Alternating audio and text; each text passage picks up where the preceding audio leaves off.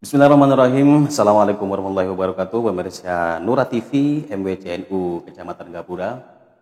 Kembali bersama saya Kang Mas Jody, dan hari ini saya kedatangan tamu yang sangat begitu spesial. Yang tahu benar bagaimana sebenarnya proses bagaimana mendapatkan uang nih untuk warga Nahdien. Alhamdulillah di saat ini saya kedatangan Bapak Haji Mas Yudi Kanzillah SAG, Direktur Utama BMT NU Jawa Timur. Assalamualaikum warahmatullahi wabarakatuh. Waalaikumsalam warahmatullahi wabarakatuh. Gimana kabarnya, Pak? Alhamdulillah baik selalu dan mudah-mudahan penuh keberkahan. Amin, amin. Lancar puasa ya tahun ini ya. Alhamdulillah. Baik, kita bicara santai saja, Pak. Okay. Saya pengen tahu nih, ada orang banyak lupa terkait dengan BMT. Orang tahu BMT sudah besar, tetapi cita-cita awal BMT dulu nih sebenarnya waktu Bapak berinisiasi untuk mendirikan ini apa saja? Sebenarnya kalau bicara dulu ya, di awal saya menjadi ketua lembaga perekonomian MBCNU, tidak ada mimpi besar, tidak ada rencana besar, dan tidak ada keinginan apapun. Yang terpenting saya selaku ketua LPNU ada sesuatu yang bisa saya lakukan untuk warga Nahdlatul Ulama. Sehingga saya berpikir pendidikan, pondok pesantren, istighosah, pengajian sudah banyak yang melakukan. Betul, betul. Ya. Maka bidang apa yang mungkin bisa kita lakukan? Nah, di sisi lain saya melihat bahwa banyak itu waktu itu cukup menjamur di Gapura. Mereka datang ke pedagang rujak, pembuat genteng di desa saya di Andulang, kemudian pengrajin tikar di daerah Sema, Gapura Tengah, dan kepada para petani. Nah, lantas saya berpikir, saya sebagai ketua lembaga perekonomian MBCNU Gapura, masa harus berpangku tangan? Apakah saya harus melakukan sesuatu? Kemudian saya juga punya pengalaman di pesantren ketika di Sukoljo Situbondo menangani sebuah operasi. Nah, akhirnya dari situlah kemudian kita lakukan beberapa kegiatan-kegiatan ya. Tentu tidak ucu-ucu muncul BMTNU. Ada proses awal. Ada proses awal, mulai ada kegiatan pelatihan kewirausahaan, kemudian lokakarya lokakarya mencari tanaman alternatif selain tembakau. Muncullah waktu itu tanaman ginseng. Nah, ada beberapa warga NU yang nanam waktu itu, kita kerjasama dengan PT Medical dari Korea. Nah, kemudian juga mengadakan temu alumni kewirausahaan. Di situ muncul gagasan untuk mendirikan BMT NU. Nah, waktu itu memang namanya BMT Nahdlatul Ulama ya. Nah, apa mimpi besar kita? Enggak ada. Yang penting, okelah kita NU berbuat sesuatu untuk warga kita. Sekecil apapun itu enggak penting bagi kita, tapi yang penting itu kita memberikan kemanfaatan. NU hadir di tengah-tengah warga kita, tentu sesuai dengan kemampuan kita. Kita enggak pernah berpikir apakah gerakan ini besar atau kecil, tapi yang terpenting keinginan dan niat kita untuk membantu warga NU dalam rangka mengentas praktek rentenir ya waktu itu ya cukup marak lah waktu itu. Berarti melihat BMT yang sudah sebesar sekarang, berarti nggak sempat kepikiran seperti besar seperti sekarang ini berarti ya, Pak? Jadi kalau orang banyak orang mengatakan kok bisa, heran. Ya benar. Saya juga heran. Kenapa kok bisa menjadi seperti ini? Padahal nggak ada keinginan, nggak ada rencana, nggak ada mimpi besar. Penting ya jalan aja seperti air yang mengalir itu aja. Nah ya berarti kok bisa besar seperti ini? Nah, kira-kira ini seperti apa nih? Ini jawaban yang ditunggu ini. Nah, kok bisa? Itu juga saya nggak paham ya. Karena nggak ada rencana apapun ya. Cuma yang terpenting bagi saya bahwa setiap melakukan apapun kita harus punya sebuah keyakinan. Jadi kalau kita nggak yakin, tunda dulu. Disitulah kenapa kemudian di pesantren pasti yang pertama kali diajari itu tauhid yang diajarkan, baru fikih, baru akhlak. Ya. Begitu pentingnya sebuah keyakinan. Sehingga bagi saya kalau melakukan apapun itu harus diawali dengan sebuah keyakinan. Nah, di awal saya punya gagasan untuk mendirikan BMTNU, saya begitu yakin bahwa ini sebuah solusi bagi warga NU di Gapura waktu itu yang mereka menjadi korban dari rentenir, baik rentenir perorangan maupun yang melembaga. Waktu itu cukup banyak lah. Sampai saya melakukan survei di Gapura, satu lembaga rentenir banyak itu ada sekitar 3.133 orang nasabahnya di Kecamatan Gapura. Terus dengan jumlah seperti ini, apakah kita berdiam diri? Maka kita terus melakukan sesuatu. Dan saya waktu itu punya keyakinan bahwa BMTNU ini salah satu solusi. Nah, sehingga itu kita tawarkanlah kepada MBCNU. Beliau banyak, hampir semuanya lah nggak setuju. Nggak setujunya bukan apa ya, tapi tidak pernah ada kisah sukses NU mendirikan lembaga usaha sama. Jadi ada trauma juga lah. Yang kedua, ada banyak koperasi yang didirikan, ujung-ujungnya ujung-ujungnya nggak jelas juga uangnya itu kemana gitu. Sehingga trauma-trauma itulah. Tapi kan saya punya keyakinan, ya saya memaksakan diri dalam tanda petik ya, memaksakan diri dalam tanda petik.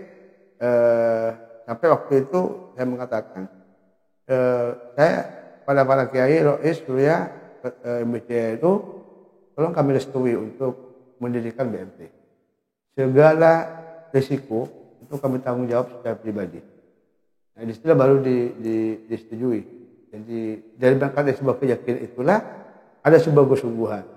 Dan yang ketiga tentu sebagai sebuah usaha yang baru merintis, itu harus mau mewakafkan diri kita secara totalitas, baik itu tenaga, pikiran, bahkan harta yang kita miliki.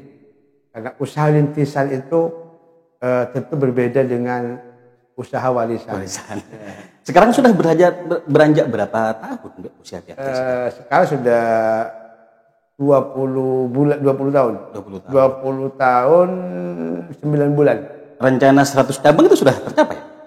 Sudah tercapai 2023. Nah, kemarin kita sudah memiliki 100 kantor cabang bersamaan dengan 1 abad Nahdlatul Ulama secara Hijriah, tanggal 17 Februari 2023. Kalau jumlah karyawan nih Pak, kayaknya berapa? 100 cabang ya? Itu baru se-Jawa Timur? Sekarang 107. Oh, 107, ya. 107. Jumlah karyawan kira-kira berapa? Kalau jumlah karyawan semuanya 992. Hampir 1.000 berarti. Hampir 1.000. Sudah 1.000. Udah 1.000. Karena kemarin kita launching sudah 1.002 ya. Kemarin kita buka 107 yang di Kecamatan Seleseh, Sampang. Luar biasa berarti. Enggak lah, yang luar biasa itu teman-teman. Jadi yang penting saya katakan tadi, ketika kita melakukan apapun, awalnya dari sebuah keyakinan, kemudian ada ketulusan dan kesungguhan. Dan keyakinan itu oleh Bapak sendiri harinya sekarang terbayar lunas begitu ya. Walaupun mungkin masih ada capaian-capaian yang masih belum. Ya, dan harus ada ketulusan, kesungguhan, dan yang paling penting juga istiqomah. Tapi ada rencana BMT ini menasional nggak? Rencana ada sih. Tentu ketika BMTNU seperti ini nggak lagi seperti 2004. Tentu mimpi besar ada, rencana dibangun, kemudian roadmap-nya terus kita bangun juga. Nah, kita ada rencana sih tahun 2028 itu start awal kita untuk ini. Jadi 2025 ini kita start awal untuk membuka kantor cabang di daerah Mataraman dulu. Nah, saat ini kita baru punya cabang di daerah Tapal Kuda. Jadi ibaratnya saya ke teman-teman, kita ini punya cabang kantor BMTNU ini ada di Madura Negeri dan Madura Swasta. Madura Negeri ya Bangkalan sampai Sumeneb. Madura Swasta itu Probolinggo ke timur. Jadi kita punya kantor cabang di Tapal Kuda. Jadi Madura semuanya, kemudian Probolinggo, Lumajang, Jember, Bondowoso, Situbondo dan Banyuwangi. Nah, tahun ini kita coba membuka cabang di daerah Mataraman, di daerah Malang, Gresik, kemudian Mojokerto, Tulungagung, Pacitan, Madiun, Kediri, dan semacamnya. Sehingga 2005 sampai 2008 kita sudah 3 tahun, setidaknya kita sudah punya database, punya review, punya roadmap, bagaimana kemudian tantangan peluang antara tapal kuda dengan Mataraman yang budayanya juga berbeda, budaya ekonominya juga berbeda, sosial kemasyarakatan juga berbeda, keagamannya juga berbeda. Nah, ini akan menjadi starting awal bagi kita, starting kita untuk membuka cabang untuk menjadi nasional gitu. Dari itulah dari kita membuka cabang di beberapa daerah di Mataraman tentunya begitu. Tapi melihat perkembangan BMT yang sudah semakin besar, orang kan banyak mengenalnya ada 2 produk nih, misalnya ya di tabungannya begitu Pak, dan sekaligus di belanjanya karena memang namanya nama BMT begitu Pak. Orang nyebutnya swalayan dan segala macam. Terus melihat perkembangan uang yang keluar masuk di BMTNU ini di semua cabang, kira-kira menurut jenengan bagaimana sebenarnya perkembangan ekonomi masyarakat kita hari ini? Kalau saya lihat sih perkembangan masyarakat ekonomi di warga NU terutama dari cabangnya itu semakin lama ada peningkatan lah. Itu kita lihat misalnya dari jumlah perputaran uang di BMTNU terus meningkat gitu. Jumlah tabungan itu meningkat. Artinya orang semakin banyak uangnya berarti. Sehingga jumlah tabungan itu meningkat itu. Nah, orang yang pinjam itu juga meningkat. Berarti kan ekonomi sedang dinamis. Sebab kalau ekonominya nggak jalan tentu mereka nggak akan pinjam lah. Nah, di swalayan ada perkembangan setiap tahun. Jumlah pengunjung yang membeli ke swalayan, karena tentu di manajemen kita itu tercatat dalam 1 bulan itu berapa orang sih yang berbelanja dalam 1 bulan 1 tahun. Itu ada peningkatan, baik peningkatan jumlah orang maupun jumlah nilai belanjanya.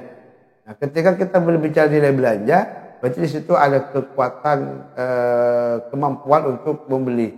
Kemampuan membeli tentu ini berhubungan dengan pendapatan mereka. Nah, jadi kalau saya lihat ekonomi di beberapa kantor cabang BMTNU, kemudian swalayan NU itu semakin ada peningkatan, walaupun mungkin di beberapa tempat ada yang tidak baik-baik saja mungkin. Tapi kalau saya kan dari data yang kita miliki. Nah, swalayan NU-nya kita baru punya 9 outlet lah kalau swalayan NU. Swalayan baru. Ya, jadi BMT ini kan kalau ibarat sebuah holding, BMT NU itu induknya. Nah, kita dirikan anak perusahaan namanya Swalayan NU. Nah, Swalayan NU ini sudah ada 9 outlet.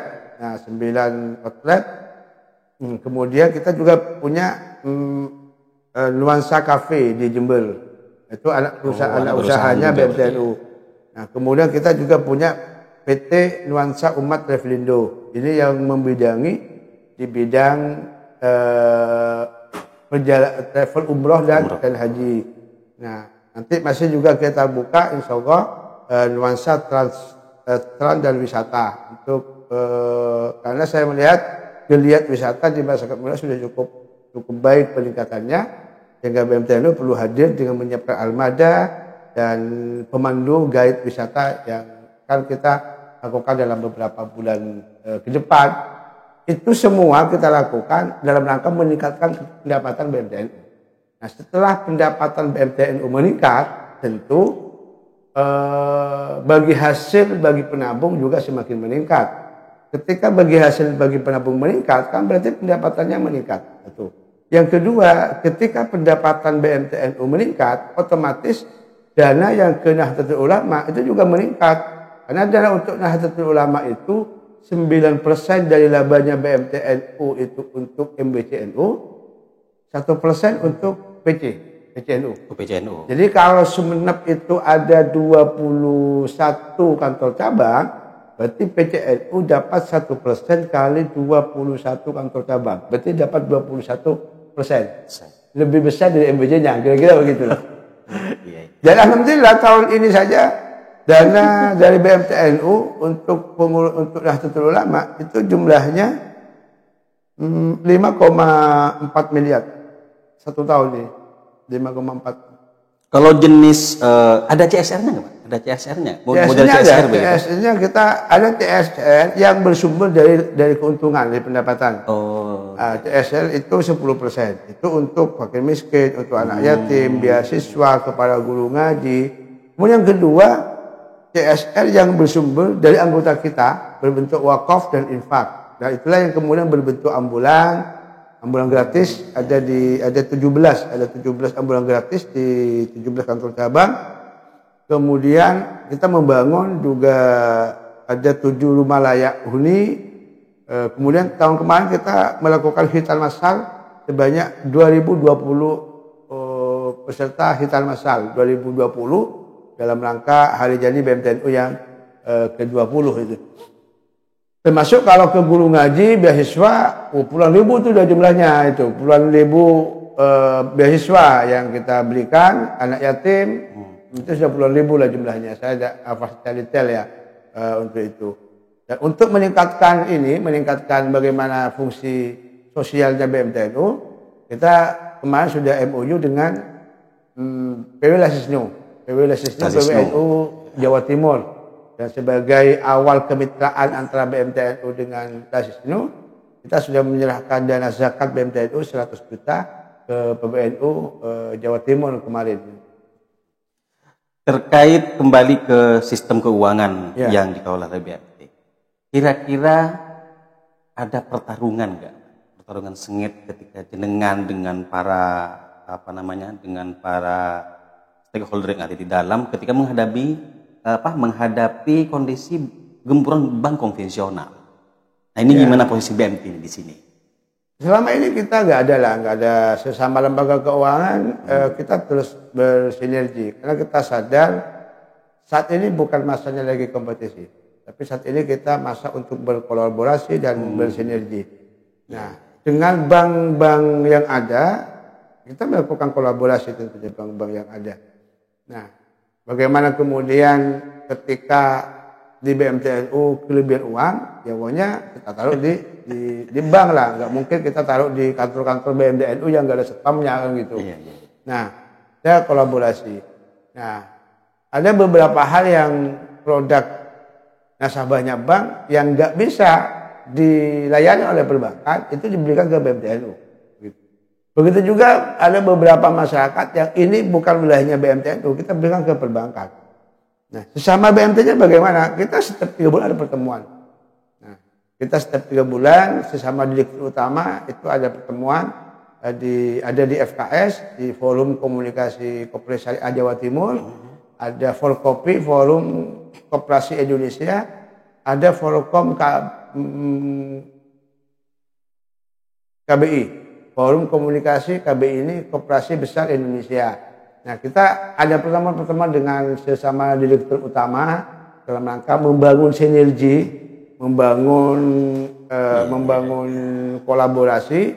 Karena kita sadar bahwa saat ini sudah masuk dunia bukan lagi dunia kompetensi, tapi sudah masuk dunia kolaborasi. Kita bergerak secara bersama-sama, bergerak secara berjamaah dalam rangka mencapai tujuan bersama. Walaupun kita sadar masing-masing lembaga keuangan, baik itu perbankan maupun non-bank, memiliki tujuan jangka pendek yang berbeda-beda. Tapi muara akhirnya intinya saya pikir sama. Bagaimana kemudian meningkatkan kesejahteraan masyarakat Indonesia, meningkatkan masyarakat bawah, kemudian tentu meningkatkan keuangan dan keuntungan lembaga itu secara sustainable dari masa ke masa. Itu saya pikir itu. Oke, ini luar biasa pemirsa di rumah. Jadi ada jenjang proses ya, ada jenjang proses yang dibangun oleh BMT dan beberapa manfaat yang sudah banyak dirasakan oleh masyarakat tim. Bahkan yang mungkin di masyarakat kultural di bawah juga merasakan yang sama.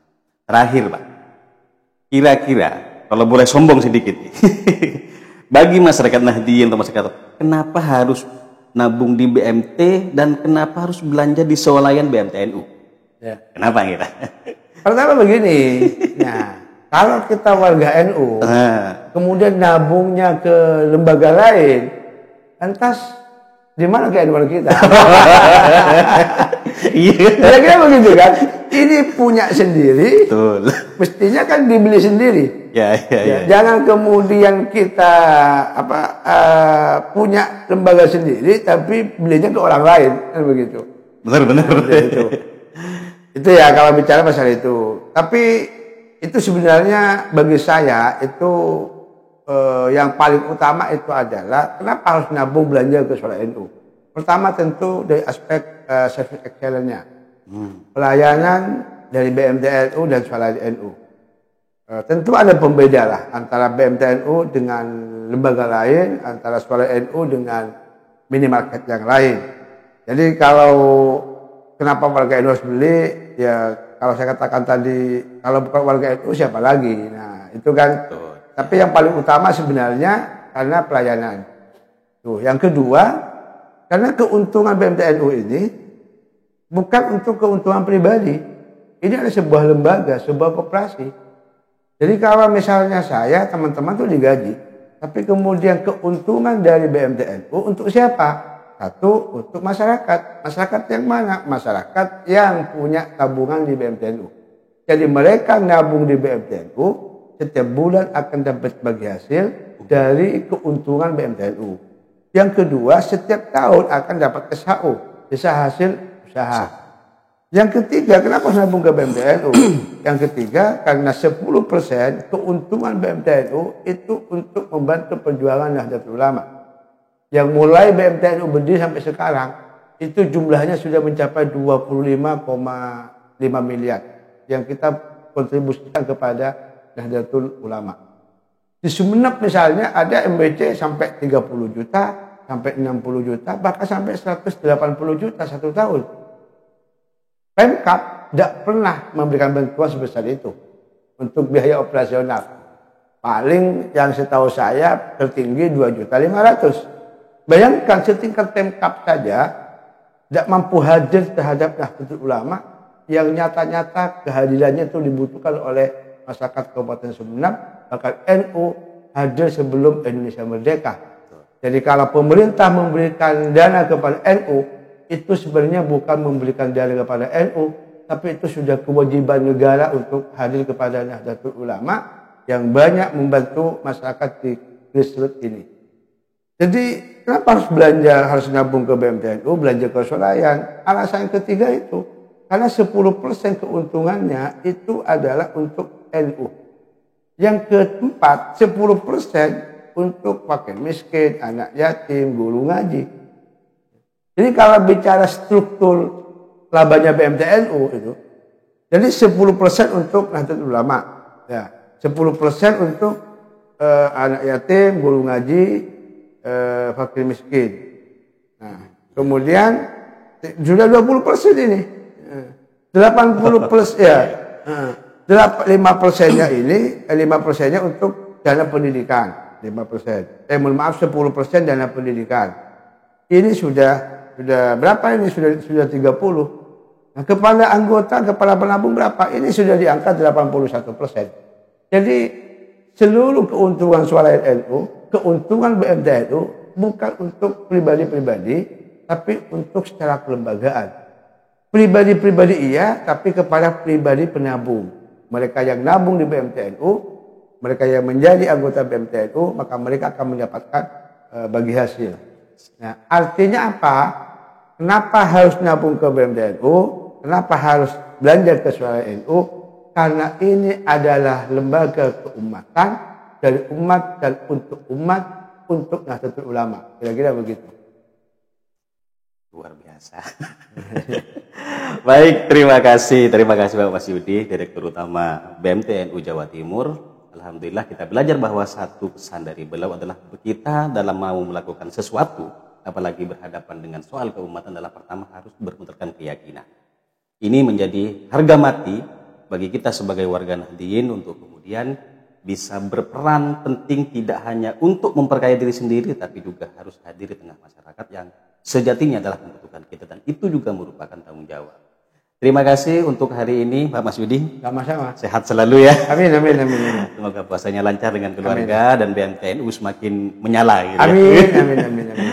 Terima kasih para pemirsa Nura TV. Untuk warga Nadiyin yang behavior, saya Kang Mas Yudi undur diri. Assalamualaikum warahmatullahi wabarakatuh. Waalaikumsalam warahmatullahi wabarakatuh. Coba. Ya.